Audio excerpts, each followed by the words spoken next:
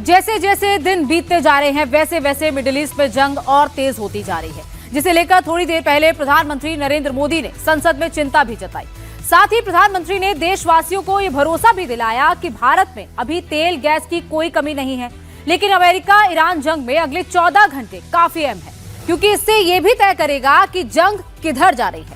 Straight of Hormuz को खुलवाने के लिए क्या ट्रंप एटम बम का इस्तेमाल करेंगे या ईरान बूंद बूंद के लिए मिडिल ईस्ट को तरसा देगा? ये पूरी रिपोर्ट देखिए।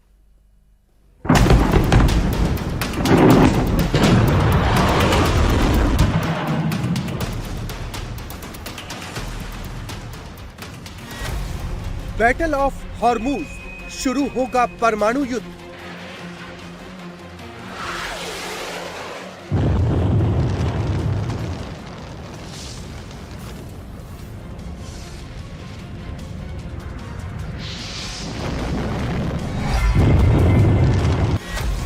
चौदह घंटे बाद शुरू होगा विकराल युद्ध।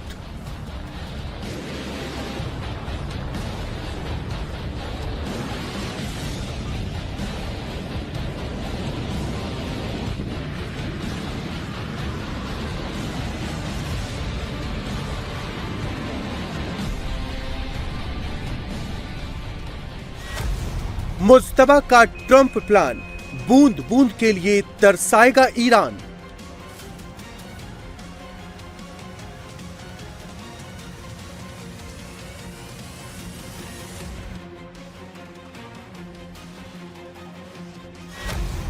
हॉर्मुज पर फाइनल वॉर, अमेरिका जीतेगा या ईरान?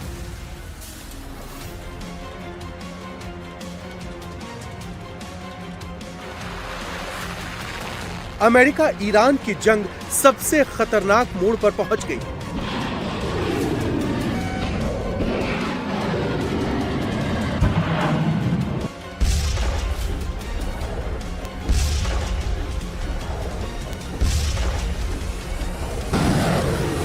अमेरिका ईरान जंग में आज फैसले का दिन है। आज कयामत की रात है।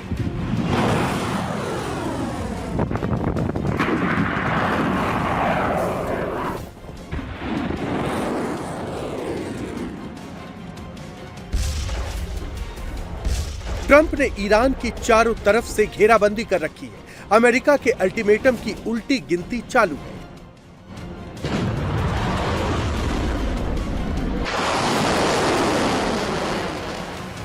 महज 14 घंटे बाद अमेरिका कहर बनकर ईरान पर टूटने वाला है।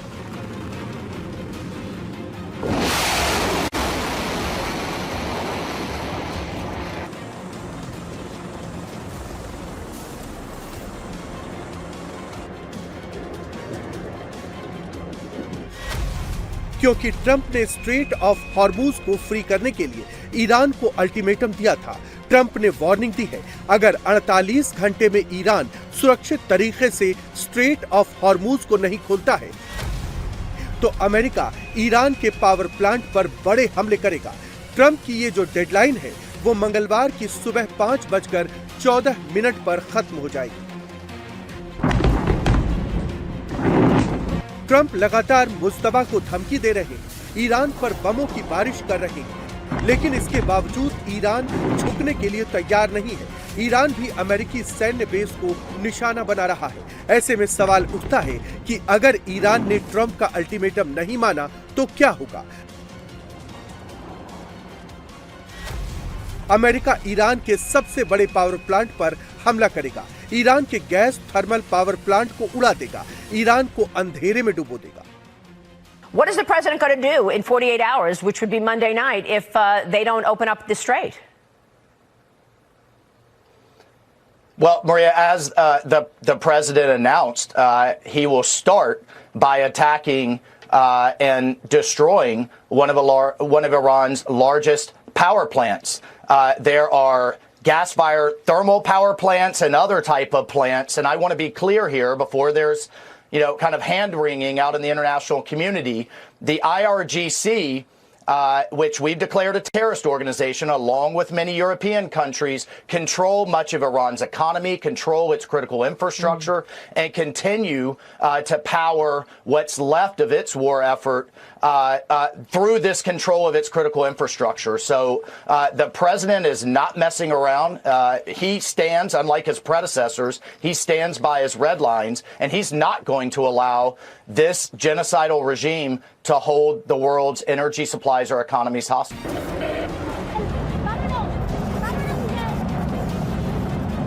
अमेरिका की धमकी को ईरान गीदड़ भभकी बता रहा है। ईरान का भी संदेश एकदम क्लियर और लाउड है। अगर ईरान के पावर प्लांट को निशाना बनाया गया तो ईरान मिडिल ईस्ट में तबाही मचाएगा, अमेरिका और उसके सहयोगियों के पावर प्लांट को उड़ाएगा, अमेरिकी कंपनियों के आईटी कंपनियों को टारगेट करेगा।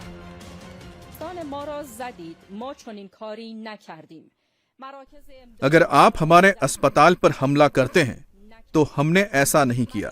अगर आप हमारे रिलीफ सेंटर पर हमला करते हैं, लेकिन हमने ऐसा नहीं किया। अगर आप हमारे स्कूल पर हमला करते हैं, हमने ऐसा नहीं किया। लेकिन अगर आप बिजली प्लांट पर हमला करते हैं तो हम भी बिजली प्लांट पर हमला करेंगे। हम किसी भी खतरे का जवाब उसी लेवल पर देने के लिए तैयार हैं जिस लेवल पर वो डिटरेंस बैलेंस में पैदा करता है, और हम ऐसा करेंगे। अमेरिका हमारी क्षमताओं को नहीं जानता, लेकिन उन्हें मैदान में दिखेगा। نمی‌شناسند و در میدان خواهند دید. 24 दिनों की जंग में ईरान कभी भी कमजोर नहीं पड़ा है, बल्कि इजराइल और अमेरिका को करारा जवाब दे रहा है।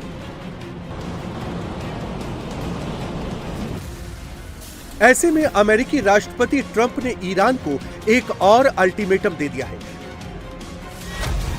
ट्रंप ने सोशल मीडिया पर लिखा है, peace through strength, to put it mildly, यानी शक्ति के बल पर शांति होगी। ट्रंप के इस संदेश के कई मायने निकाले जा रहे हैं। ट्रंप ईरान के खिलाफ कुछ बड़ा करने वाले हैं, ईरान पर बड़ा अटैक का प्लान कर रहे हैं।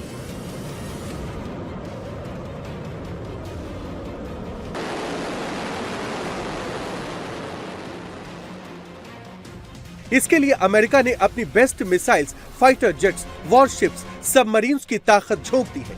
अटलांटिक और प्रशांत महासागर से जंगी बेड़े बुलाकर ईरान की घेराबंदी कर दी है।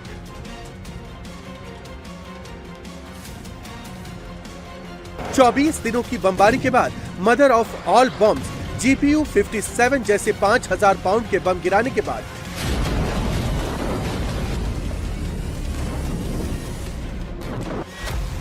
ट्रंप को ईरान को अब तक की सबसे बड़ी वार्निंग क्यों देनी पड़ी? तो इसका जवाब है तेल की वो महाधमनी जिसे ईरान ने चोक कर दिया है, स्ट्रेट ऑफ हॉर्मूज पर शिकंजा कसकर। ईरान ने दुनिया में तेल और गैस, पेट्रोकेमिकल, फर्टिलाइजर और हीलियम की सप्लाई रोक दी है। वॉल स्ट्रीट जर्नल के मुताबिक गल्फ ऑफ हॉर्मूज बंद होने से इस वक्त पर्शियन गल्फ में 3000 से ज्यादा जहाज फंसे हुए हैं। इन शिप्स में लगभग 20,000 लोग सवार हैं। फारस की खाड़ी में फंसे जहाजों में ऑयल एंड गैस के टैंकर, कंटेनर टैंकर, फर्टिलाइजर और दूसरे सामान ढोने वाले टैंकर शामिल हैं। स्ट्रेट ऑफ हॉर्मूज बंद होने से दुनिया में तेल और गैस की लगभग 20% सप्लाई बंद हो गई है, जिससे ग्लोबल इकोनॉमी सुस्त पड़ने लगी है। हालांकि ईरान का कहना है कि उसने सिर्फ इजराइल, अमेरिका और उसके सहयोगियों के लिए ही स्ट्रेट ऑफ हॉर्मूज को बंद किया है। अमेरिका के आतंकवादी राष्ट्रपति अपने आक्रामक व्यवहार और वैश्विक सुरक्षा को अस्थिर करने के प्रयासों को जारी रखते हुए धमकी दे रहे हैं कि यदि ईरान स्ट्रेट ऑफ हॉर्मूज को दोबारा नहीं खोलता है तो ईरान के पावर प्लांट को निशाना बनाएंगे। हमने बार बार कहा है, स्ट्रेट ऑफ हॉर्मूज केवल शत्रुओं और हानिकारक यातायात के लिए बंद है। इसे अभी तक पूरी तरह से बंद नहीं किया गया है और हमारे खुफिया नियंत्रण में है और विशिष्ट नियमों के तहत सुरक्षित आवागमन इस तरह से किया जाता है जिससे हमारी सुरक्षा और हित सुनिश्चित हो। ट्रंप ने स्ट्रेट ऑफ हॉर्मूज को खुलवाने के लिए ब्रह्मास्त्र चलाने का प्लान बनाया है। अमेरिका ईरान के जिन पावर प्लांट्स को टारगेट कर सकता है,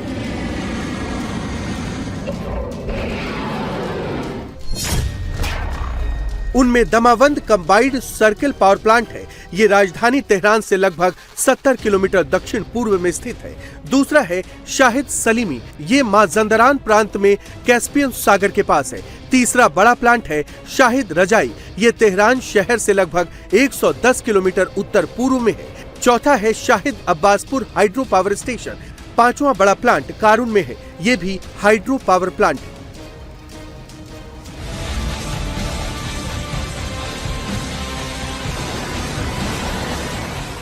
जो ईरान की अर्थव्यवस्था और उसकी सैन्य क्षमता की रीढ़ है। अगर अमेरिका ने इन पर हमला किया तो मिडिल ईस्ट की तबाही और भी ज्यादा भयंकर होनी तय है।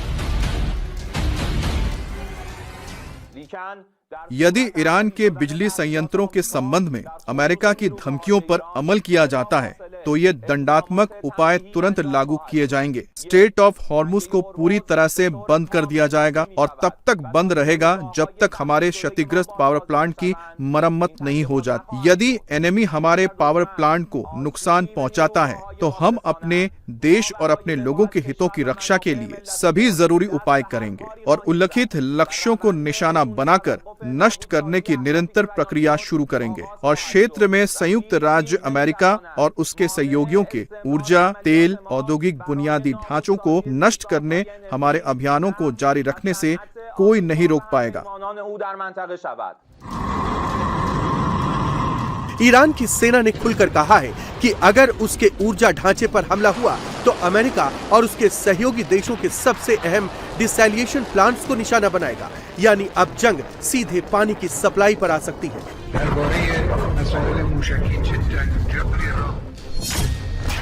डिसैलिनेशन प्लांट क्या है और इतने अहम क्यों है?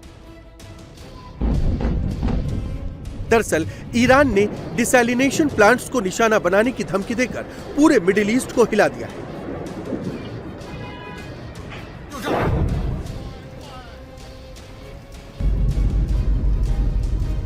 एक तरह से ईरान ने साफ साफ कह दिया है कि अगर पावर प्लांट पर हमला हुआ तो मिडिल ईस्ट को बूंद बूंद पानी के लिए तरसा देंगे,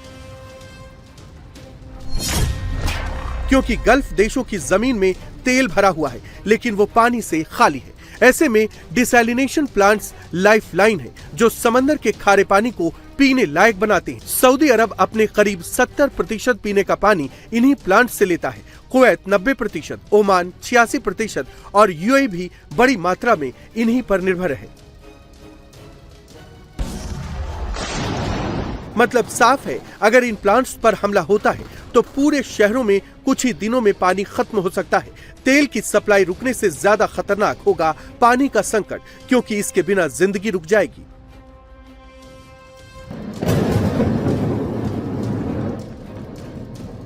इस बीच ईरान ने जंग रोकने के लिए अमेरिका के सामने शर्तें भी रखी हैं।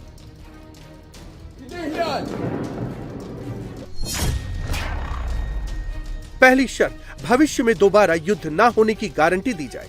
दूसरी शर्त, इलाके में मौजूद अमेरिकी सैन्य ठिकानों को बंद किया जाए। तीसरी शर्त, ईरान को हुए नुकसान का मुआवजा दिया जाए। चौथी शर्त, पूरे क्षेत्र में चल रहे युद्ध को खत्म किया जाए। और पांचवी शर्त, हॉर्मुज स्ट्रेट के लिए नए नियम बनाए जाए। इतना तो तय है कि ना अमेरिका ईरान की शर्त मानने वाला है और ना ही ईरान अमेरिका इजराइल के सामने झुकने वाला है। तो ये तय माना जा रहा है कि 14 घंटे बाद जब ट्रंप की डेडलाइन खत्म होगी तो ईरान के खिलाफ सबसे बड़े ऑपरेशन की शुरुआत होगी। यानी मंगलवार को अमेरिका ईरान की जंग और भीषण और विकराल होने जा रही है।